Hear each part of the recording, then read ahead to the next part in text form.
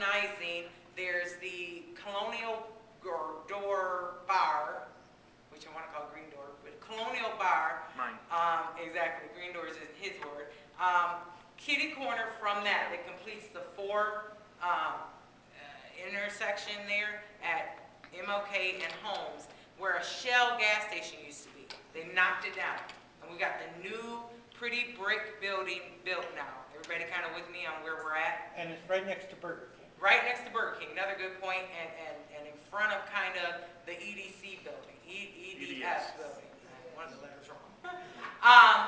It had, at that location, there had been some discussion of, within the General Services Committee, that a liquor license was being requested to be transferred from Cedars Rite Aid down to that location for beer and wine, and then a new liquor license for packaged hard liquor, or say liquor, was being requested from Liquor Control.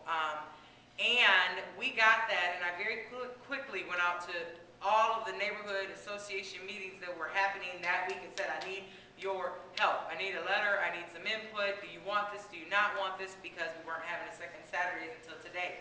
We got letters back. The business owners on MLK gave us letters, and we were able to, through General Services this week on Monday, put through a resolution from council as well that said, the neighbors are saying they really don't want this. Could you pretty please, we have liquor stores, establishments all down MLK, M9 is right there, and it's a huge liquor store. We've got them down further as we progress.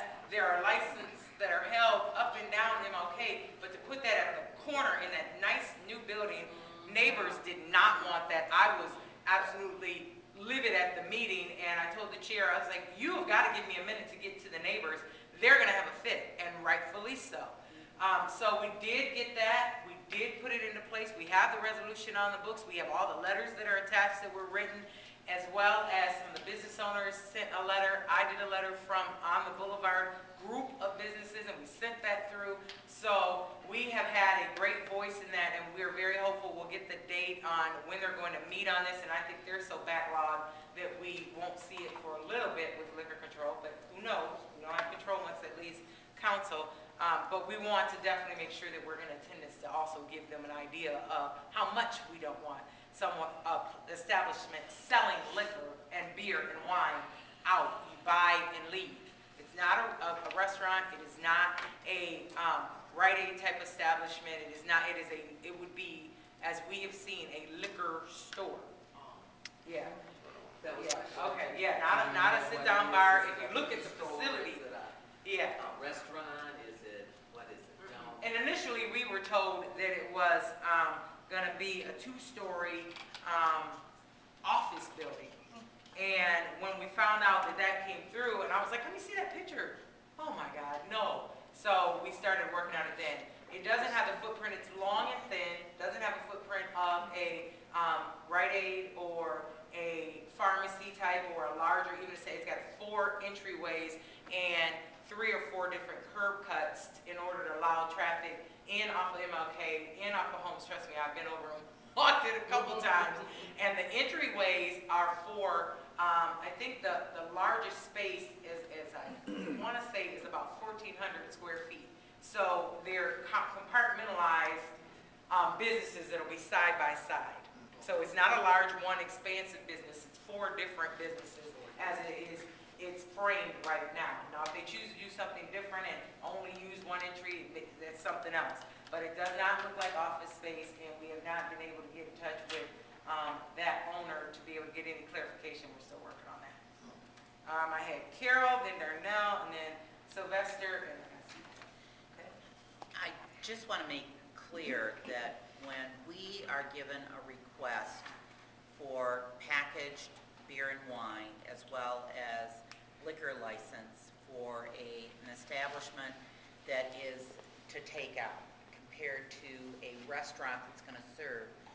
Council does not really have the ability to have a position in that. What they do is they send it as a notification. We can send a resolution, and we've done it. If you look at the meat market, that was one place that wanted to have packaged beer and wine sold there, and we were able to notify liquor control about our concern. But the statutory requirement does not require a resolution from council.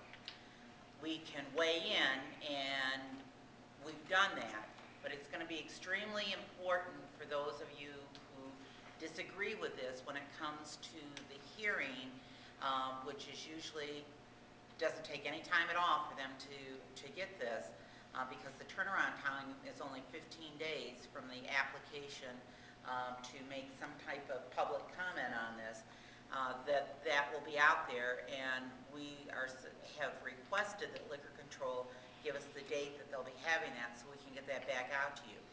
But council saying no does not mean that it won't go in. It's again incumbent upon you as the public to make sure that you're also vocalizing how you feel about that. So I just wanted to make sure that you're aware of that. A liquor license for a restaurant cannot go through without a council approval. Liquor stores, it's completely different. Yep, and I will make sure, thank you for pointing that out, I will make sure though, is when and if we get some notification, that I will get it out. We have an information share that goes out over email, and then if you have signed and put your email or phone number on, that we will try and make sure we get that information out to folks, so that you can go down and have some say and some input and tell them just how you feel about that type of establishment going in. We've got Darnell, Sylvester, Doug,